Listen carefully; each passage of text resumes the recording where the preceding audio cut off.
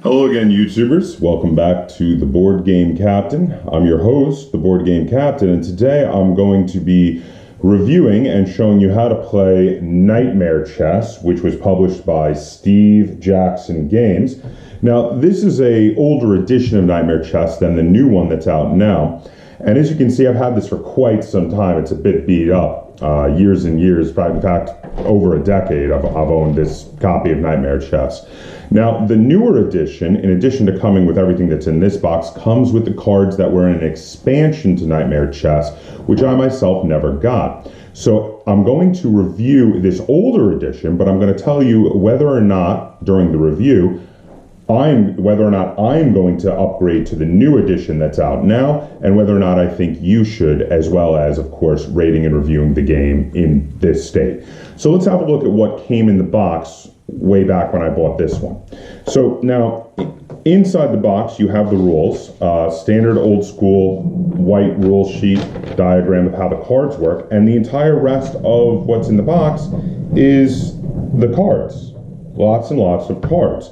Now, the idea behind Knightmare Chess is adding a hand of cards to a game of chess.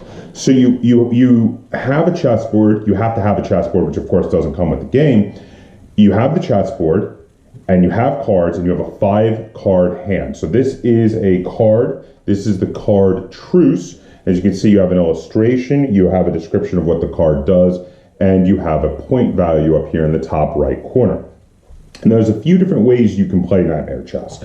Now, the first way is to take all of the cards, split them in half randomly, give each of the players the half, and agree on a point value. And then you make your own deck based on that point value in the upper corner. Now, if you do it this way, if your point value is very high, you can play fairly loose and play a card almost every turn. Whereas if your point value is very low, you're going to have to conserve cards and wait for special occasions to play them.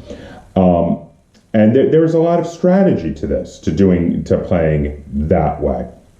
Now, in that method, if you run out of cards in the deck, that's it. And one of the downsides to that method of playing is that if both you and your opponent run out of cards, you're left literally just playing chess at that point. Now, one of the other ways to play, and in a way where you can actually have a much higher point value, is if both you and your opponent have your own copy of Knightmare Chess, in which case you can make a much higher point value and play with most of the cards. Now, that's cool too, but it does require both you and your opponent to have your own copy of the game. My personal favorite way to play this game, which is one of the variants listed in the rules, is to just take all of the cards, shuffle them together, and make a single common deck next to the board. You each draw 5 cards. Now you can play a card on your turn, and some cards allow you to play a card on your opponent's turn. At the end of any turn in which you played a card, you get to draw a card to replace it, and if your deck runs out, you reshuffle the discard back in, so you're not just left playing a game of chess. Now, that's my personal favorite way to play. Feel free to comment down below if you have a different favorite way to play, but I like that one because it feels the most different from actual chess. It feels like you're playing a totally different game, whereas some of the others, when you have lots of times of not playing cards because you're trying to budget your cards, or at the end of the game if both people have run out of their decks of cards, you're reverting to playing standard chess, and that doesn't feel different enough to me. So that is my favorite. Now we're going to go to the table. I'm going to show you how to play a game of Knightmare Chess. Then we're going to come back. I'm going to review it. I'm going to rate it. I'm going to talk about how this game feels, tell you whether or not I recommend it, and whether or not I am going to upgrade to the new edition, and whether or not I think you should buy the new edition, whether or not you ever owned an older version of Knightmare Chess. Okay, so here we can see a game of Knightmare Chess set up. Now this is set up in my favorite manner, where we have a single deck that we share that is made up of all the cards. Each player has set up their side of the chessboard, and we have a hand of 5 cards each. So now I'm not going to waste time explaining how chess works. I'm going to expect that you understand how to play a game of chess. A couple things I want to mention though. Firstly is that you may never capture your opponent's king using a card. You still have to checkmate them. Secondly, your pawns may make their two space move if they're either in the first or second row on their own side. So from here they can actually move up to there. regardless of whether they have moved or not. But when making your two space move, your opponent, if your opponent already had a piece there and you do this, your opponent is allowed to capture your pawn with en passant. So those are the quick things I wanted to mention that are slightly different than normal chess. Otherwise, it's just chess, but you can play a card every turn. So as per normal, white goes first. So white is going to move a pawn up here, not play a card, and say next. Then black will move a pawn here and not play a card and say next. White will then move this pawn up here and say next. Black will move their bishop out here. White will move this pawn up here. Now black will play a card. Black plays the evil eye. Now there's the evil eye right there. And the evil eye says you can play this card on your turn instead of making a regular move. It says remove one of your opponent's pieces which is threatened by one of yours. It is considered captured. However, your capturing piece does not move. It remains where it is. So I'm going to use this bishop to capture this pawn. So that pawn is captured. And now, not having moved the bishop, I am in a safe position and endangering the rook. So having played a card, I get to draw another card for the black player to have their hand up to 5 cards again. So back to the white player. Now the white player sees, of course, that they are in a little bit of danger there from the bishop, so they decide to move up their pawn to block the bishop's attack. Then, to further infuriate their opponent, they're going to play the card treason. Now treason says to play immediately after you make a move, and it says swap the positions of a rook and a knight belonging to their opponent. So what they're going to do, just to kind of mess with them a little bit, is they're going to swap the positions of one of their opponent's rooks and knights, and then draw up a new card for themselves. Next, it is black's turn to move, and black has decided to play Ghost Walk. Now, you play this card on your turn instead of making a regular move. There's Ghost Walk, and it says on this move, one of your pieces gains the ability to pass through your own pieces. It may not pass through enemy pieces and must end its move on an empty square without capturing. Its move must otherwise be legal. But this is a really powerful move that can be done because I can do something like this now and bring my rook out to endanger my opponent's knight there. But then I will draw back up to 5 cards again. Then my opponent will move their knights out of the way and play neutrality. Now neutrality, let me show you that there, has to be played immediately after your move, and it has a continuing effect.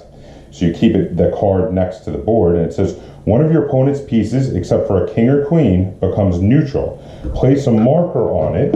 It can be moved or captured by either player and can check either king and can capture pieces of any color anytime it is moved. Any card which affects either a friendly or enemy piece can affect a neutral piece.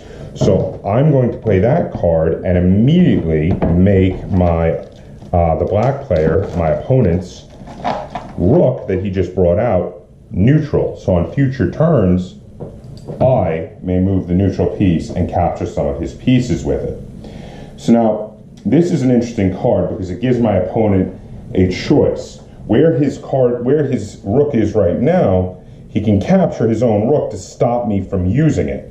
And if he doesn't, he has to worry about the fact that on my turn, I can start throwing it back at him. So the question is, will he capture it with a pawn, or will he still try to throw it at my side of the board? And that is up to him. So now if he were to do something like this, and I've already made it so he can't capture any of my pieces on this turn and try to move forward, to endanger my things, on my turn I could just move it back and capture his own pawn with it. So the smart move is actually for the black player at this point to capture their own rook in a method that will allow them to get maybe some of their other pieces out into play. So they are going to do that. They're going to capture their own rook to get rid of them. Now this is how a game of Knightmare Chess works. It's at its roots, you have the same basic moves as chess, but the cards add all of these extra special abilities that can do all sorts of things, allowing pieces to move through other pieces, allowing pieces to explode and destroy all the pieces around them, allowing you to move some of your enemy's pieces and capture things with your enemy's pieces. It really turns it into a different game. But the end of the game is still the same. That is the one part that remains unchanged. You still have to outmaneuver your opponent's king and get them into checkmate. But the rest of the game is brand new. It's totally new. So that's how you play a game of Knightmare Chess. Let's head back. I'll review it. I'll rate it. I'll tell you how it feels. And I'll give you my total opinion on the game Knightmare Chess. Welcome back. So that's how you play a game of Knightmare Chess. Now, I've owned this copy of Knightmare Chess for more than 15 years. And I gotta tell you, I have played this game a lot. In fact, if I were to list my top 10 most played games, I have a feeling that if I actually were able to see how many times I've played every game, this would make it to the list, because I've played this a lot over the years and I've never even considered getting rid of it. I really enjoyed this game. The game turns chess into a modern board game, which doing that itself is an amazing thing, because yes, chess is a very well thought out game. Yes, it is a complete information game, and you can spend your entire life studying it and perfecting your art of chess, and that's great for people who just want to play chess. But if you're a modern board gamer, you want to play lots of games, and so you don't want to spend your entire life just perfecting chess. And for you to come back at chess with this fresh new angle is great. It's a really cool thing. One downside I want to mention is that as the game itself, and I'm pretty sure the new one is the same in this manner, it's just cards and rules. So there are some cards that have effects where you'll have to mark parts of the board or mark a piece on the board, as you saw with when I put that little token on top of the rook to show that it was now neutral. Now, in that regard, just like playing with a chess set that is not included with the game, you need things to mark your pieces with. So I highly recommend playing it with a multi-game, classic game compilation set like the one I was showing playing it with, because you will have other things in there that you can use to mark areas of the board and pieces with. It's the perfect way to do it. If you play it with just a regular chess set, in the middle of playing, you're like, ooh, I gotta go find something real quick to mark this with. Whereas if you have that, you just open up the drawer and you pull something else out, like a checker or some other piece of some other game, and mark it, and it's fine. This is a great fun game. I really do still enjoy it. I will play this game anytime someone asks, and I've played it literally hundreds of times with different people, which is why I give Knightmare Chess 9 stars out of 10.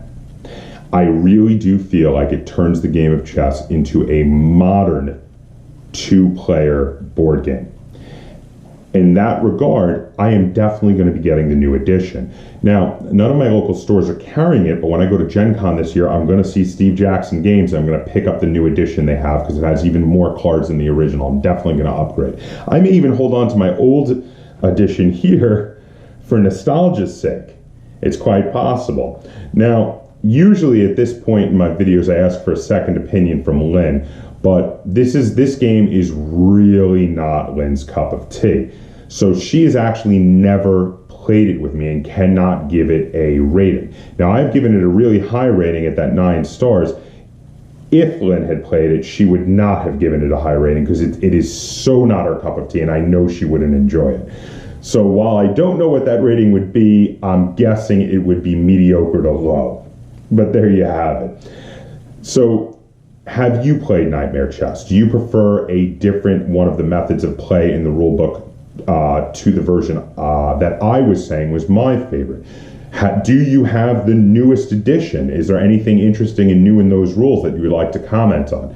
Feel free to put it in the comments down below. If you have any questions, comments, or concerns, either on this video or on the game of Knightmare Chess, put them in the comments down below. And if you enjoyed this review and you would like to see me do more like it, please give it a like, share this video, and if you haven't already, please subscribe to the Board Game Captain. That's Captain spelled with a K on YouTube. And until next time, game on.